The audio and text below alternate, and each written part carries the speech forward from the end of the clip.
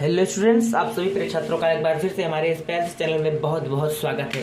तो स्टूडेंट्स, आज के इस लेक्चर में हम लोग क्लास 10th का साइंस यानी केमिस्ट्री में हम लोग पढ़ रहे हैं क्या रासायनिक अभिक्रियाएं एवं समीकरण। हमारा चैप्टर नंबर 1 है रसायन विज्ञान का।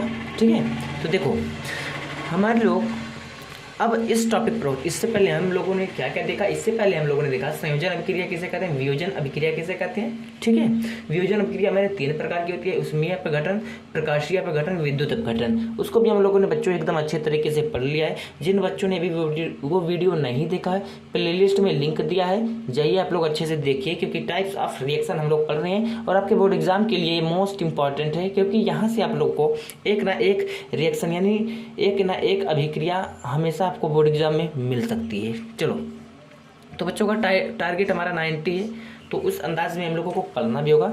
उसी हिसाब से हम लोगों को अपनी पढ़ाई को भी एकदम अच्छे तरीके से करना होगा। तो मैं आप लोगों से एक बात बोल दूं, देखो हमारे चैनल पर आप लोग अगर पहली बार आए बच्चों तो सब्सक्राइब करके बेल आइकन को प्रेस कर दीजिए, क्योंकि हम मिशन 2023-24 ठीक है, मिशन 2023-24 तक आपका साथ देने वाले, यानी जो बच्चे बोर्ड एग्जाम 2024 देना चाहते हैं वो हमारे चैनल को सब्सक्राइब कर दें, क्योंकि हम आपके लिए बहुत कुछ करने वाले हैं और कर भी रहे हैं। ठीक है, तो देखो आज के इस लेक्चर में हम लोग पढ़ेंगे विस्थापन अभिक्रिया।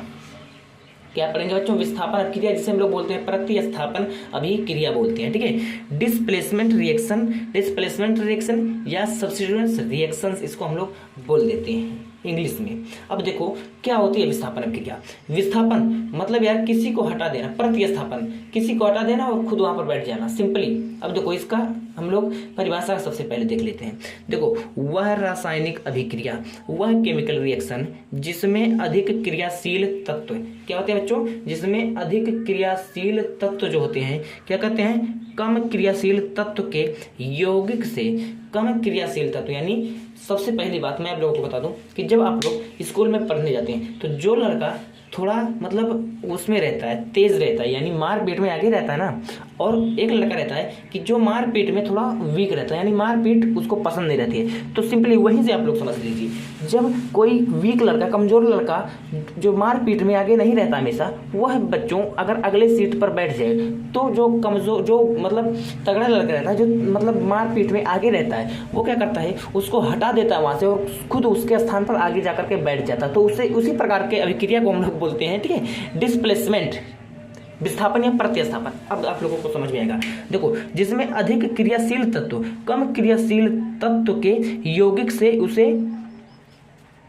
उस तत्व के परमाणु को विस्थापित करके स्वयं उसका स्थान ग्रहण कर लेता है, प्रतिस्थापन अभिक्रिया कहलाता है। क्या कहलाता है? प्रतिस्थापन अभिक्रिया कहलाता है। वह रासायनिक अभिक्रिया जिसमें अधिक क्रियाशील तत्व कम क्रियाशील तत्व को उसके यौगिक से हटा देता है, सिंपली उसे हम लोग बोलते हैं विस्थापन अभिक्रिया या प्रतिस्थापन अभिक्रिया, डिस्प्लेसमेंट रिएक्शन।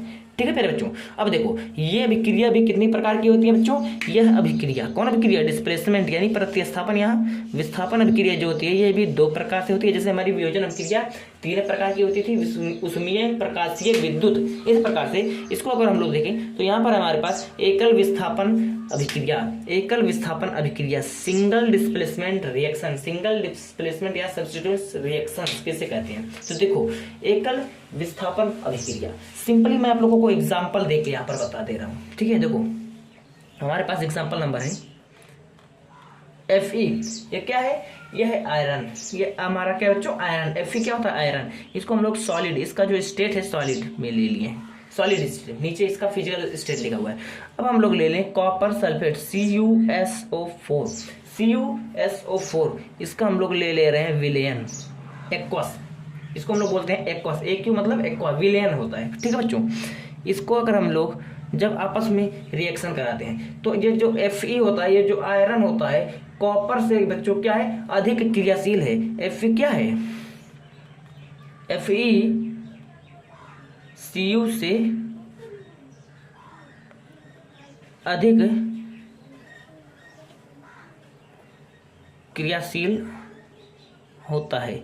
तो Fe जो है यह जा करके बच्चों यह Fe जो है यह जा करके कॉपर सल्फेट्स के विलयन से Cu को यहाँ से कहेगा चल तू निकल इधर से, अब ठीक है, कहेगा Cu को चल तू इधर से अब निकल, मेरे को आने दे। तो यहाँ पे हो जाएगा जो हमारा प्रोडक्ट बनेगा FeSO4 आयरन सल्फेट बनेगा प्यारे बच्चों, और ये Cu क्या हो जाएगा, इसकी जगह पर सॉलिड स्टेट में हो जाएगा, इस प्रकार से सॉलिड स्टेट में। तो इस प्रकार की रिएक्शन हमारी क्या कहलाती है, विस्थापन अभिक्रिया। और इस प्रकार के रिएक्शन को हम लोग बोल देते हैं एकल विस्थापन अभिक्रिया, क्योंकि यहाँ पर एक तत्व तो क्या कर रहा है बच्चों, दूसरे तत्व को हटा दे रहा है, एक ही तत्व को हटा दे रहा है, ये नहीं कि 2 या 3 तत्व को हटा रहा है, ठीक है। इसीलिए एकल विस्थापन अभिक्रिया इस प्रकार से हम लोग इसको बोल सकते हैं, ठीक है। अगर इस प्रकार से हम लोग ले लें जिंक को अगर इसके स्थान पर ले लें, एग्जाम्पल नंबर 2 अगर हम लोग थोड़ा सा देखें, जिंक, ठीक है, जिंक को अगर CuSO4 से रिएक्शन कराएं बच्चों, ये भी क्या एक्वा में है, एक्वस में है, थोड़ा सा ऊपर कर दें हम, ये सॉलिड है, ठीक है। तो क्या होगा, यहाँ से जब रिएक्ट होगा, यहाँ पे जब हम लोग रिएक्शन कराएंगे इसका, तो ये क्या करेगा, जिंक जो है इसको हटा देगा फिर, क्योंकि बच्चों जिंक भी किससे, कॉपर से अधिक क्रियाशील होता है। तो ZnSO4 प्लस Cu, यहाँ पर भी सॉलिड, मैं इसका नाम लिख दूँ, ये है बच्चों कॉपर सल्फेट, कॉपर सल्फेट, यह है आयरन सल्फेट, आयरन सल्फेट, इसका नाम आप लोग याद रखिएगा। और ये हमारे पास है, ये तो कॉपर सल्फेट है, और ये जिंक सल्फेट हो गया, जिंक सल्फेट। इतनी चीज क्लियर है। तो अब हम लोग आगे चलते हैं, आगे हमारे पास है अगला दूसरा वाला उभय अपघटन अभिक्रिया, इसे हम लोग इंग्लिश बोलते हैं डबल डिकम्पोजिशन रिएक्शन, ठीक है। इसका नेम हम इंग्लिश में भी लिख दे रहे हैं यार, यहाँ पर इसका नेम थोड़ा सा ब्लैक पेन से लिख दे रहे हैं, double decomposition reaction, double decomposition reaction होता है इसका नेम इंग्लिश में। अब देखिए इसको अगर हम लोग परिभाषा से देखें तो वे रासायनिक अभिक्रिया जिनमें अभिकारक यौगिकों के आयनों यानी आयन्स तथा मूलकों रेडिकल्स के परस्पर विनिमय द्वारा नए उत्पाद बनाते हैं। यानी बच्चों देखिए ये तो परिभाषा हो गया हमारा, उसे हम लोग बोलेंगे उभय अपघटन अभिक्रियाएं, इसे हम लोग बोलते हैं, इन्हें हम लोग एक और नाम से जानते हैं, इन्हें बोलते हैं द्विविस्थापन अभिक्रिया, डबल डिस्प्लेसमेंट रिएक्शन। इसको भी आप लोग नोट कर लीजिए बच्चों कहीं पे, ठीक है। इसको आप लोग एग्जाम्पल के थ्रू देखेंगे तब आपको एकदम मक्खन हो जाएगा। देखो यहाँ पर बोला गया है कि यहाँ पर उभय अपघटन में होता है कि हमारा जो एक यौगिक होता है दूसरे यौगिक के किनसे आयनों से बच्चों अथवा रेडिकल्स मूलकों से क्या करते हैं, परस्पर विनिमय, यानी विनिमय मतलब होता है बच्चों कि ले लेते हैं कुछ दे देते हैं, रेडिकल्स या आयन्स को कुछ ले लेते हैं कुछ दे देते हैं। तो इस प्रकार से जो हमारा प्रोडक्ट बनता है प्यारे बच्चों उसे हम लोग बोलते हैं क्या, उभय अपघटन अभिक्रिया, या इन्हें हम लोग बोल देते हैं द्विविस्थापन अभिक्रिया। ये भी बहुत इंपॉर्टेंट है नेम, इसको आप लोग देख लीजिए, कहीं अगर आपसे द्विविस्थापन पूछ ले तो इसको आप लोग लिख लीजिएगा, ठीक है। अगर इतनी बात क्लियर है, हम आपको एग्जांपल से समझा रहे हैं। ये हमारे पास है प्यारे बच्चों Na2SO4 जिसे हम लोग बोलते हैं सोडियम सल्फेट, Na2SO4 हमारे पास है, इसे हम लोग बोलते हैं भाई प्यारे बच्चों सोडियम सल्फेट। यहाँ पर है बेरियम क्लोराइड BaCl हमारे पास क्या है, सॉरी यहाँ पर इसका नेम देखिए थोड़ा सा यार, बेरियम सल्फेट जानते हैं कैसा होता है, BaCl2 होता है यहाँ पे, ठीक है, BaCl2, ये थोड़ा सा मिस्टेक हो गया था, चलिए बेरियम सल्फेट, ठीक है। ये भी हमारे पास क्या बच्चों, ये दोनों हमारे पास एक्वस है, एक्वस मतलब जलीय विलयन, जी हाँ वेरी गुड बच्चों, AQ यहाँ पर लिखा हुआ है, एक्वस है यहाँ पे, ठीक है। और यहाँ पे हमारा पास क्या हो जाएगा, बेरियम सल्फेट जब इससे रिएक्शन कर लेगा तो ये सॉलिड में हो जाएगा, और ये जो NaCl सोडियम क्लोराइड हमारे पास बच्चों ये किस स्टेट में रहेगा बताओ, ये किस स्टेट में रहेगा, ये हमारा एक्वस में ही रहेगा, AQ एक्वस में ही ये हमारा